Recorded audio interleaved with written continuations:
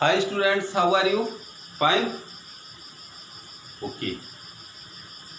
Myself Rajwant Pandey, your chemistry teacher, qualification MSc B.Ed. We will discuss class 10th chemistry lecture number 2, chapter number 1, chemical reaction and its equation. In this lecture we will discuss about topic number 1, what is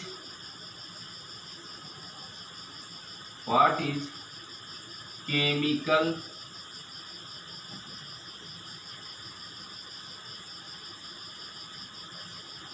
reaction or chemical change.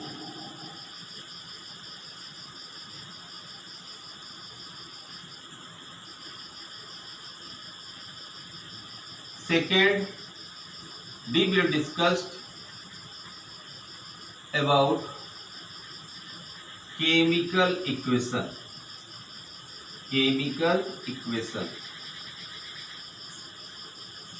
Today we will describe two topics.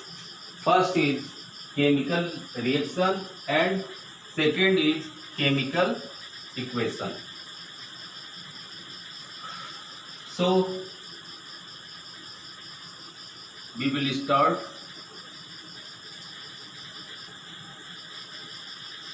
What is chemical change? Physical change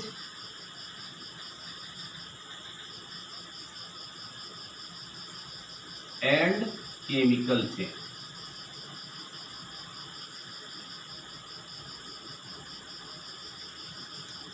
बच्चों, students,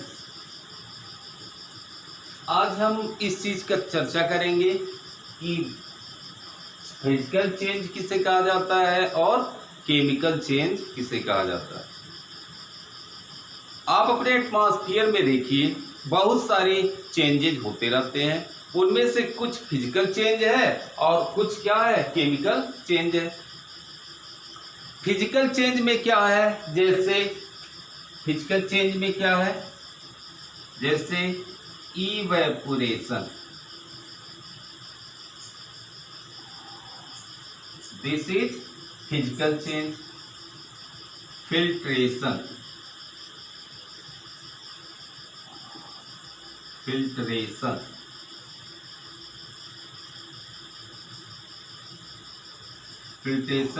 centrifugation,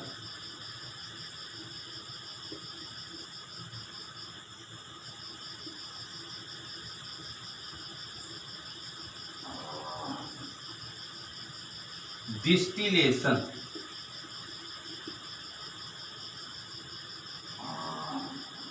ये सब topics आपने 9th में पढ़ा होगा और ये सब टॉपिक्स क्या कहलाता है, फिजिकल चेंज कहलाता है। जैसे इवेपोरेशन क्या होता है, वेपर बनना, वाटर है, वाटर टेम्परेचर चेंज हो जाए, वाटर से क्या बन जाए, वेपर बन जाए, तो यही प्रोसेस क्या कहलाता है, इवेपोरेशन। फिल्ट्रेशन है, जैसे कोई मिक्सचर है, मिक्सचर को फिल्टर करके क्या कर दिया जाए, अलग अलग कर दिया जाए, ये कौन सा प्रोसेस होगा, फिजिकल प्रोसेस, फिजिकल चेंज होगा। सेंट्रीफ्यूगेशन, जैसे आप एक होता है मतलब मक्खन निकालना, तो मक्खन निकालने के लिए दूध को क्या किया जाता है, बहुत तेजी से घुमाया जाता है, राउंड में क्या किया जाता है, घुमाया जाता है, जिससे क्रीम के पार्टिकल बीच में आ जाते हैं। ये प्रोसेस कहलाता है सेंट्रीफ्यूगेशन। डिस्टिलेशन आप सभी लोग जानते ही होंगे। सेकंड है केमिकल चेंज। अब आप एक चीज याद रखिए, इस एटमॉस्फेयर में बहुत सारे रिएक्शन इस तरह से हो रहे हैं कि आप उसको कह सकते हैं कि इसमें कौन सा फिजिकल चेंज होगा, कौन सा केमिकल चेंज होगा। फॉर एग्जाम्पल, जैसे रस्टिंग ऑफ आयरन, लोहे में जंग लगना। रस्टिंग ऑफ आयरन मीन्स क्या होगा, लोहे में जंग लगना। रिस्पायरेशन, ह्यूमन बॉडी के अंदर होता है। रिस्पायरेशन मतलब क्या होता है, श्वसन। फूड पार्टिकल क्या होते हैं, चलते हैं। डाइजेशन, डाइजेशन भी क्या है, केमिकल चेंज। तो अब मैं स्टार्ट कर रहा हूँ। देखिए, ये था फिजिकल चेंज और केमिकल चेंज। फिजिकल चेंज और केमिकल चेंज को आप बहुत अच्छी तरह से जान गए होंगे। केमिकल चेंज किसे कब होता है और फिजिकल चेंज कब होता है, सारी चीज़ों का व्याख्या किया गया। अब आपका टॉपिक कहाँ से शुरू होता है, मैं वहीं से जिक्र कर रहा हूँ। सबसे पहला टॉपिक आपके पूरे चैप्टर का है। देखिए, ये रिवीजन चल रहा है। बाय द वे, आपको इससे पहले हमने वीडियो भेजा होगा, तो आप ये मान के चलिए कि आप उसको नज़रअंदाज करेंगे, यहाँ से पढ़ना स्टार्ट करेंगे। तो स्टार्ट करिए। Chemical reaction. इसका डेफिनेशन क्या होगा? It is a process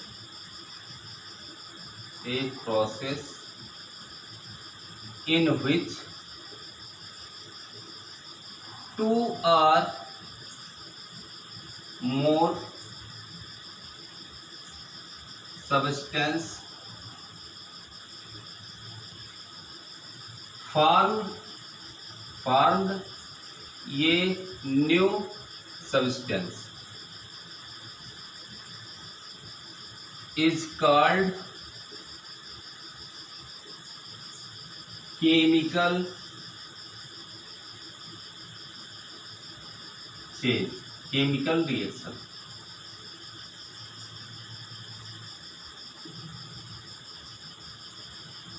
is called chemical reaction.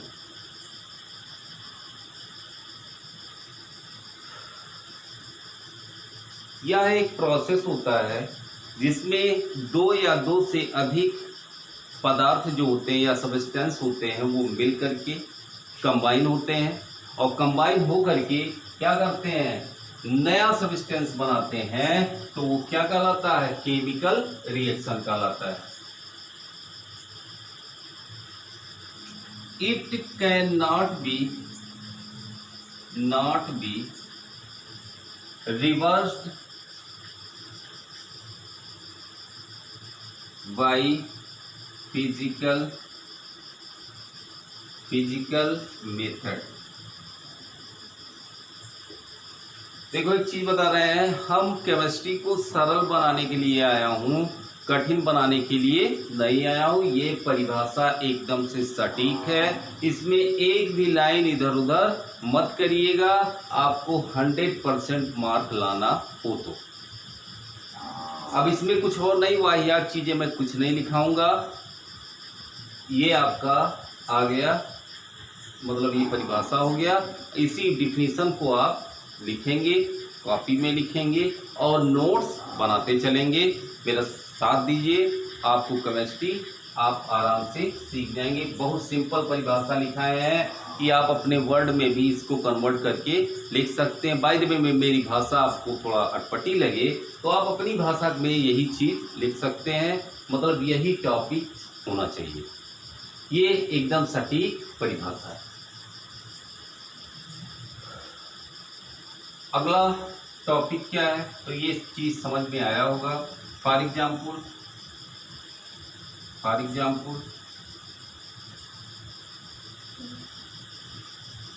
Rusting of iron.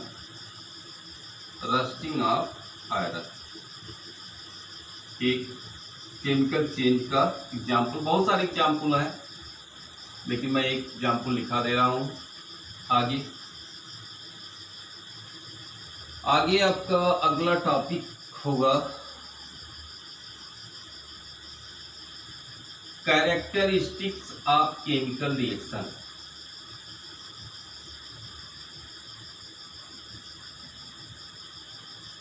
Sticks of chemical reaction.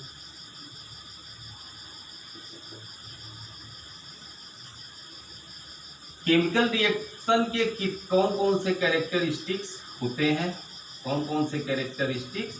हैं, मैं क्रम से लिख रहा हूं। फर्स्ट, इसमें कोई भी कंडीशन फॉलो कर रहा है तो आप समझ लीजिएगा कम से कम 2 कंडीशन फॉलो करना चाहिए। इसमें से कम 2 कंडीशन फॉलो करेगा तो आपका क्या हो रहा है, केमिकल चेंज या केमिकल रिएक्शन हो रहा है।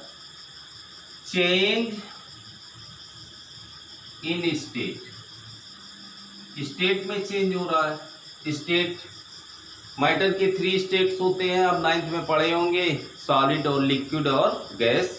अगर स्टेट में चेंज हो रहा है तब आप क्या मान के चलेंगे कि केमिकल चेंज हो सकता है, कंफर्म नहीं कि होगा, हो सकता है। सेकंड क्या है, change in colour, change in colour. अगर कलर में चेंज हो रहा है तब भी आप क्या मान के चलेंगे कि केमिकल रिएक्शन हो सकता है। थर्ड क्या मानेंगे, चेंज इन टेम्परेचर। अगर टेम्परेचर में चेंज हो रहा है, तापमान में टेम्परेचर में चेंज हो रहा है, तब भी आप क्या मान के चलेंगे कि केमिकल रिएक्शन हो सकता है। चौथा, इवैल्यूएशन ऑफ गैस। ये 4 कैरेक्टरिस्टिक्स हैं, किसके कैरेक्टरिस्टिक्स हैं कि केमिकल रिएक्शन के, किसके हैं कैरेक्टरिस्टिक्स, केमिकल रिएक्शन। आपको थोड़ा सा डीपली में जाना होगा। एक सेकेंड, जैसे आप एक चीज और समझ लीजिए, जैसे A प्लस B आपस में मिल करके बना रहा है C।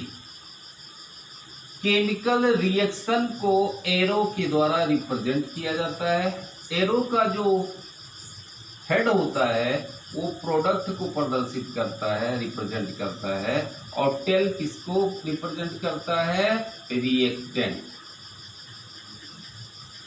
और ये आपका क्या है, प्रोडक्ट। मतलब रिएक्शन में रिएक्टेंट्स पार्टिसिपेट करके क्या बनाते हैं, न्यू कंपाउंड बनाते हैं, जिसको कहा जाता है प्रोडक्ट कहा जाता है। प्रोडक्ट 1 भी हो सकते हैं, 2 भी हो सकते हैं, 3 भी हो सकते हैं। ऐसे रिएक्टेंट्स भी 1 भी हो सकते हैं, 2 भी हो सकते हैं और 3 भी हो सकते हैं। मैं एक एग्जाम्पल लेकर के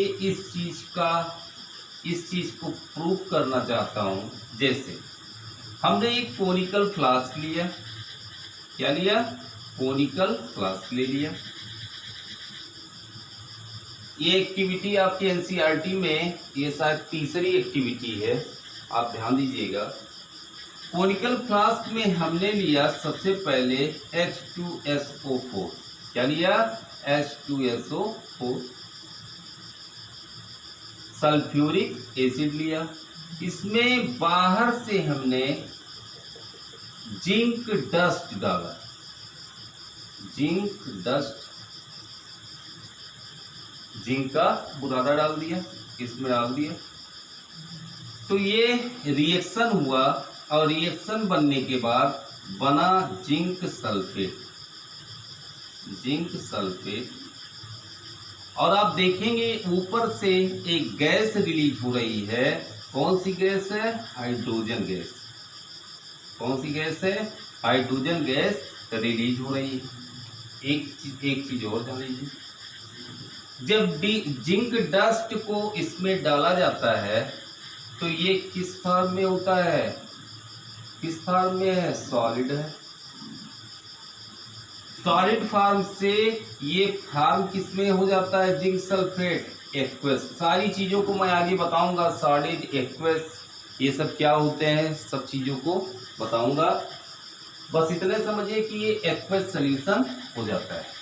तो देखो चेंज हुआ कि नहीं चेंज हुआ, स्टेट कैसा था, सॉलिड था, सॉलिड से कैसा हो गया, एक्वस हो गया। या दूसरा चीज H2SO4 कैसा है, लिक्विड है, और इसी का एक पोर्शन निकल रहा है गैस में। हाइड्रोजन किसमें कन्वर्ट हो रहा है, गैस में कन्वर्ट हो रहा है। तो स्टेट में क्या हो रहा है, चेंज हो रहा है। जब जिंक के डस्ट को इसमें डाला जाता है तो कलर जिंक डस्ट का अलग होता है, जिंक सल्फेट का कलर क्या होता है, अलग होता है, तो कलर में भी चेंज हो रहा है। फिर टेम्परेचर भी बढ़ जा रहा है। जब रिएक्शन होगा तो टेम्परेचर क्या होगा, इंक्रीज कर जाएगा, और इवैल्यूएशन ऑफ गैस भी निकल रही है। तो मतलब चारों कैरेक्टरिस्टिक को ये फॉलो करता है। अतः हम ये गर्व के साथ कह सकते हैं कि इसमें कौन सा चेंज हो रहा है या क्या हो रहा है, तो केमिकल रिएक्शन हो रहा है। क्या हो रहा है, केमिकल रिएक्शन हो रहा है। तो जो परिभाषा मैं लिखा रहा हूं आप केवल उसी पर ध्यान देंगे। अगला हेडिंग हम आपको डालने जा रहे हैं, बहुत छोटा छोटा करके हम आपको बता रहे हैं। सारी चीज़ों को बहुत आसान बनाने का हमने प्रयास किया है कि आप आराम से इसको समझ सकें। अगला है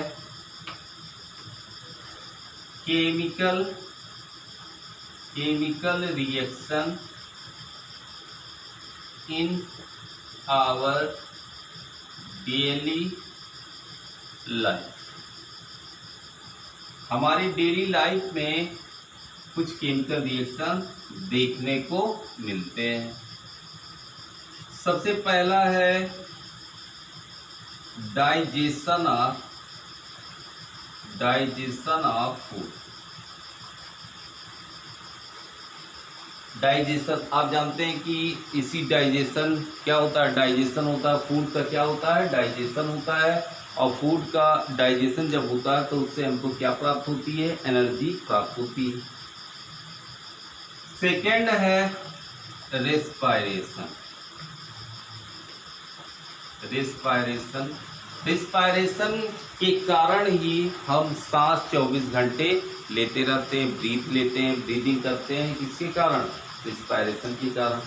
रिस्पायरेशन में क्या होता है, फूड जो पार्टिकल डाइजेस्ट हुआ है वो क्या होता है, फ्यूल के रूप में प्रयोग होता है। सेल में जाता है और फ्यूल के रूप में प्रयोग होता है, वो जलता है, बर्न होता है, और बर्न होने के बाद एनर्जी देता है।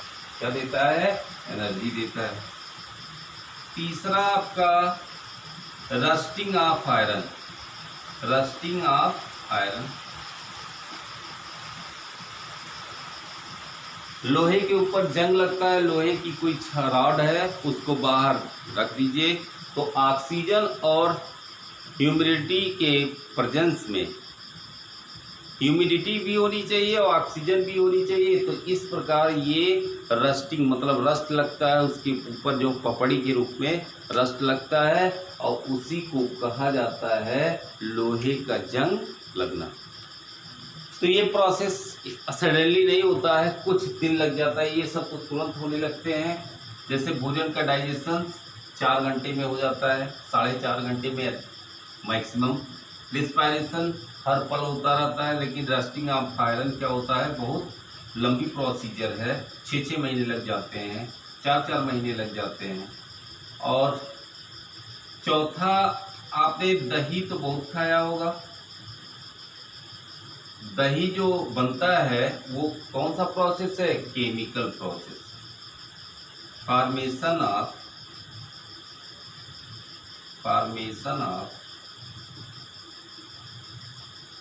कर्ड। तो ये सब कुछ एग्जाम्पल थे डेली लाइफ में कि केमिकल रिएक्शन हमारे डेली लाइफ में कौन कौन सा हो रहा है।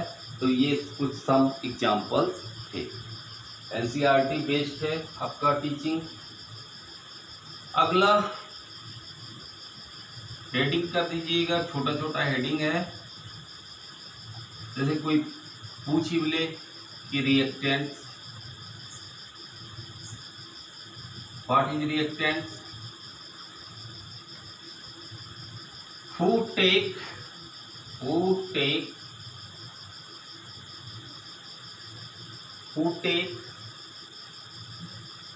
part in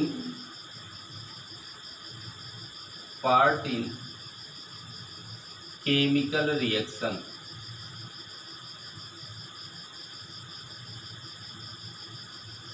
वह every substance who take part in chemical reaction is called as reactant। मतलब हर एक पदार्थ, हर एक वह पदार्थ जो केमिकल रिएक्शन में पार्टिसिपेट करता है वो क्या कहलाता है?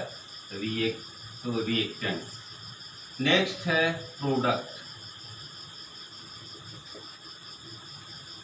The substance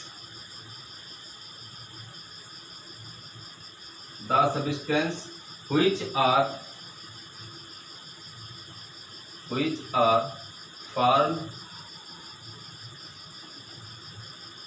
in chemical reaction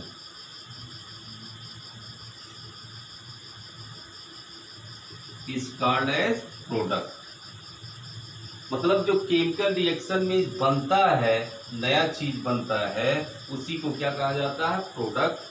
और जिनके मिलने से केमिकल रिएक्शन आगे बढ़ता है उसको क्या कहा जाता है? रिएक्टेंट्स कहा जाता है।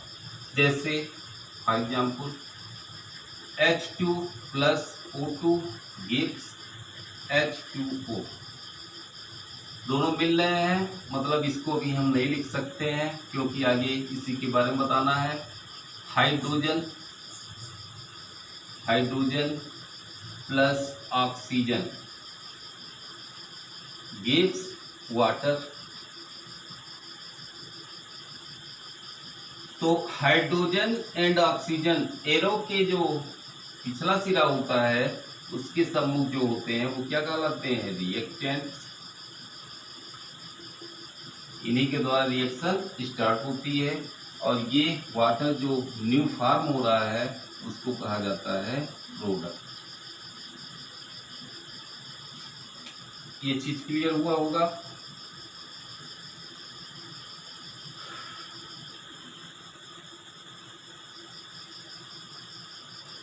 नेक्स्ट टॉपिक आपका है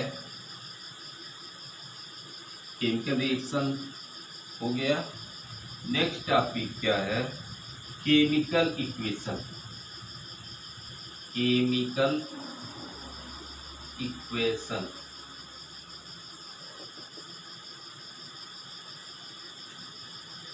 A chemical reaction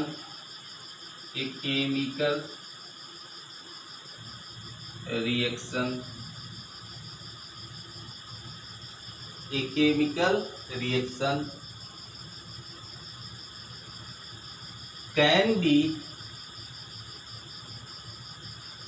represented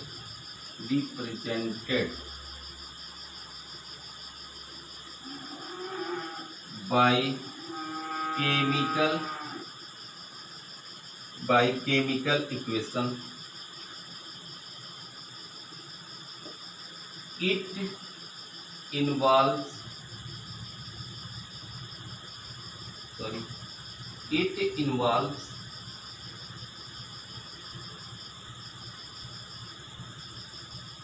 usage of symbol। देखिए भाषा हमने सरल से सरल प्रयास किया है लिखाने के लिए। It involve uses of symbol.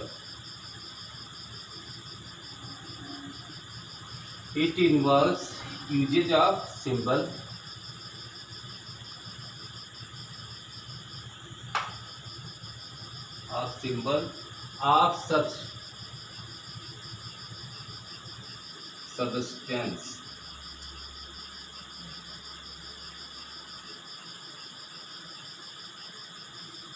of reactants and product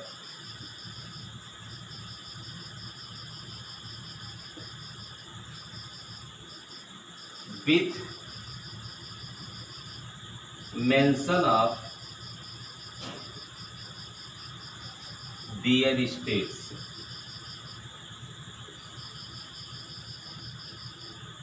there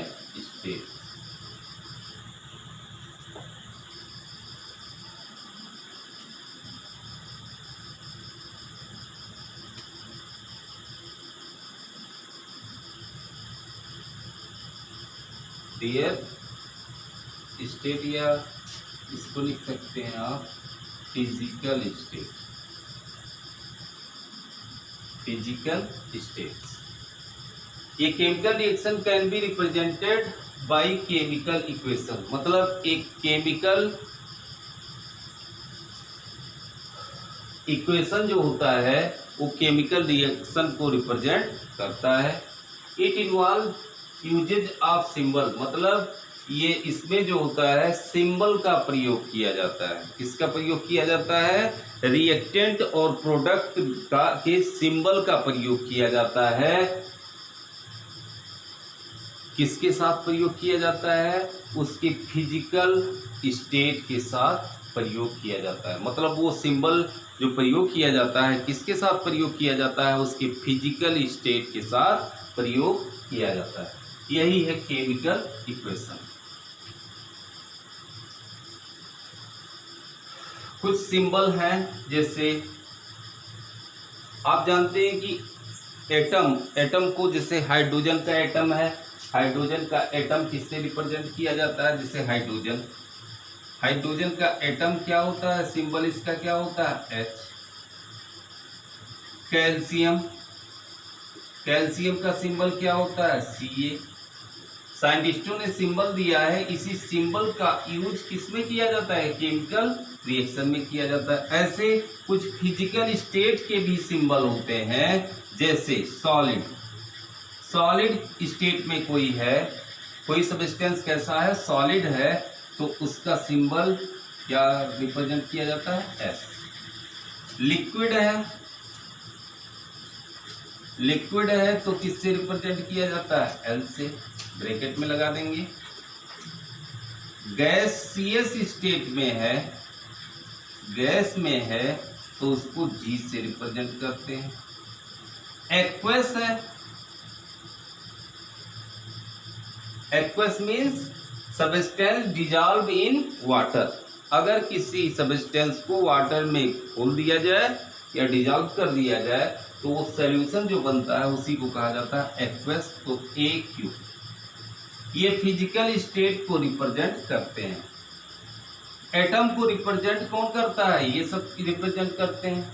118 element हैं, तो 118 से ज़्यादा प्रकार का क्या होता है? एटम होता है। क्योंकि आप जानते हैं कि आइसोटोप्स वगैरह जो पाए जा रहे हैं वही संख्या बढ़ा दे रहा है। बस इतने समझिए कि मतलब एटम्स को किससे रिप्रेजेंट किया जाता है पता है, फिजिकल स्टेट को पता है, एलिमेंट को पता है, तो सबको पता है कि मतलब सिंबल सबका पता है। ऐसे potassium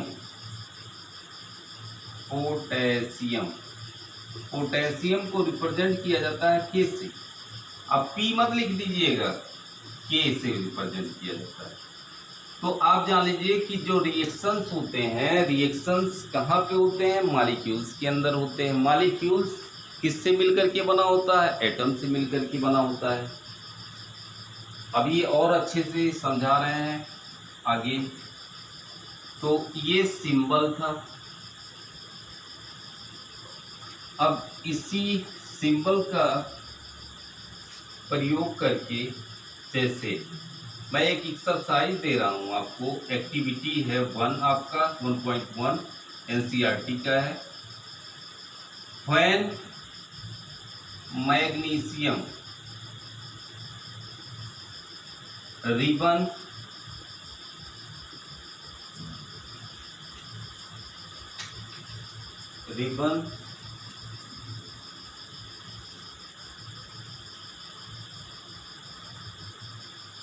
burned in air. Air means oxygen. Burned in air gives us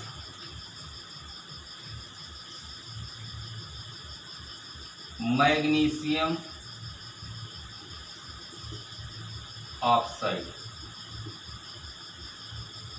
While magnesium ribbon burns in air gives magnesium oxide.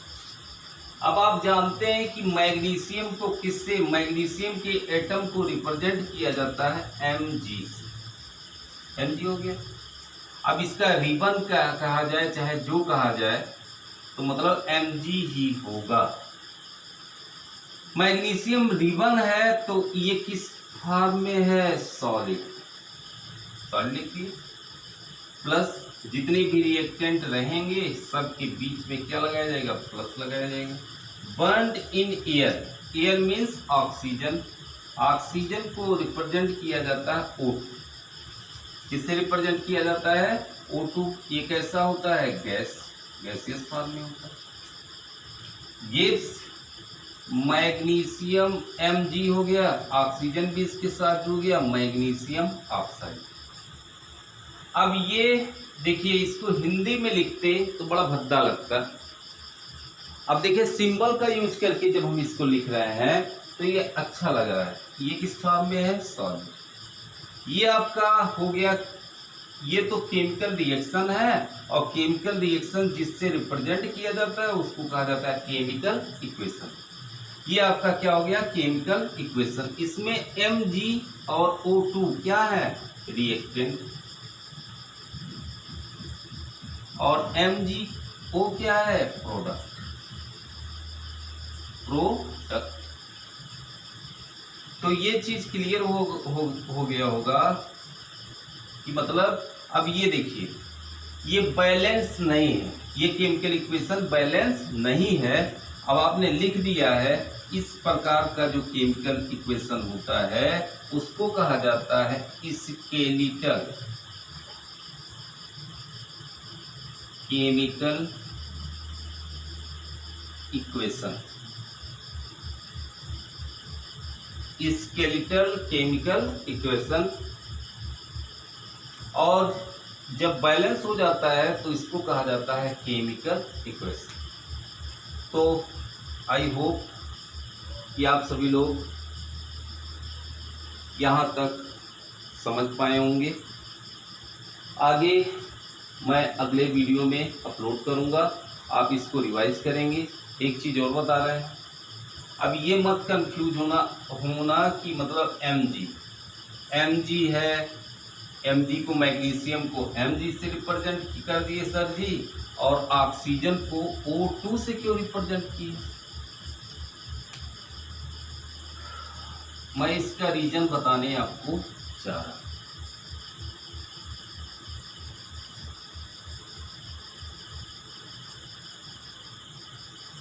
देखिए, ये ऑक्सीजन है, मैग्नीशियम, ये ऑक्सीजन का एटम है, मैग्नीशियम का भी क्या है? एटम।